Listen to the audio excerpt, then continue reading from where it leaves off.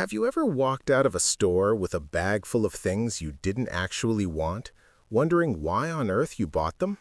Or maybe you said yes to a favor you really didn't have time for, simply because the person asking was nice. It feels like you made those choices, but the truth is a bit more unsettling. Your brain was likely hacked by an invisible psychological trigger. Most of us believe we are in the driver's seat of our decisions, but we're actually operating on autopilot more often than we think. By the end of this video, you're going to see the invisible strings that marketers, salesmen, and even your friends use to pull you in their direction. You'll learn how to spot these traps before they snap shut, and more importantly, how to use these same principles to become more persuasive in your own life. We're looking at the masterwork of Robert Cialdini, Influence, the Psychology of Persuasion. Cialdini spent years undercover, working in car dealerships and telemarketing firms to figure out why some people are so much better at getting us to say yes than others. It's the ultimate manual on human behavior.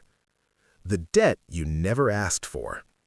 Think about the last time you were at a supermarket and someone offered you a tiny cup of organic juice or a piece of cheese on a toothpick. It seems like a nice gesture, right? But Cialdini calls this reciprocity. Our brains are hardwired to hate being in debt. When someone gives us something, even something small and unsolicited, we feel an overwhelming psychological urge to give something back. If you've ever felt a strange sense of guilt for not buying something after getting a free sample, you aren't alone. It's a biological reflex. To take back control, start noticing when a gift is actually a transaction. If someone buys you a coffee just before asking for a massive favor, recognize it for what it is, a tactical move. You can accept the kindness without feeling obligated to pay it back with your time or money. The next time you feel that gwot check of debt, just pause and ask, do I actually want what they are offering, or am I just trying to settle a score? The trap of the small yes. There's another subtle trick that catches us all: commitment and consistency. Our brains want to appear consistent with what we've done in the past. If a salesperson can get you to agree to one tiny, insignificant thing, like admitting that staying healthy is important, you are statistically much more likely to agree to a much larger, more expensive health coaching program later. Imagine you're browsing a car lot and the salesman asks, if the price was right, would you be interested in taking this home today? You say, sure, thinking it's harmless, but you've just made a mental commitment. Now, your brain is working overtime to justify that yes, making you more likely to ignore red flags later in the deal. If you've ever felt stuck in a situation just because you already started it, remember that you have the right to change your mind. Your past self doesn't have the right to trap your future self. The safety of the herd.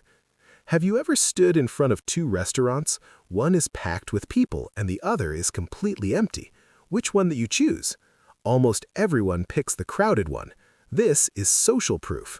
When we are uncertain, we look at what everyone else is doing to decide what's correct. It's why TV shows use laugh tracks and websites display 1,000 people bought this today.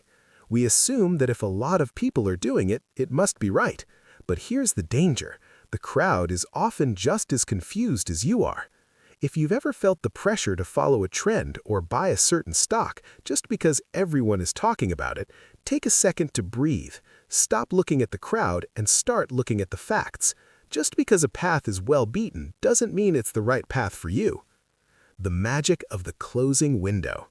Finally, there's the most powerful trigger of all: scarcity. We are terrified of losing things. As soon as we hear only 2 items left or offer ends at midnight, our logic shuts down and our emotions take over. We stop wanting the item because it's good. We start wanting it because we're afraid we can't have it later. Think about those limited edition drops. Often the product isn't any better than the regular version, but the perceived lack of it makes our brains crave it. If you find your heart racing because a countdown timer is ticking on a website, walk away for 10 minutes. Ask yourself, would I still want this if there were 1 million of them in stock?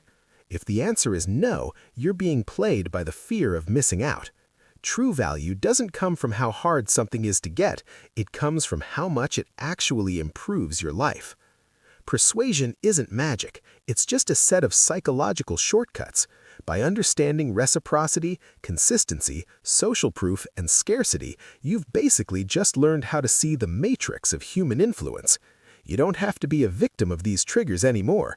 You can use them as a shield to protect your choices, or as a tool to help others see your point of view more clearly. I'm curious, looking back at your last few impulse buys, which of these triggers do you think caught you? Was it the limited time pressure, or just a really nice salesman? Let's chat in the comments. And if you want to keep sharpening your mind and taking back control of your psychology, stick around for our next deep dive.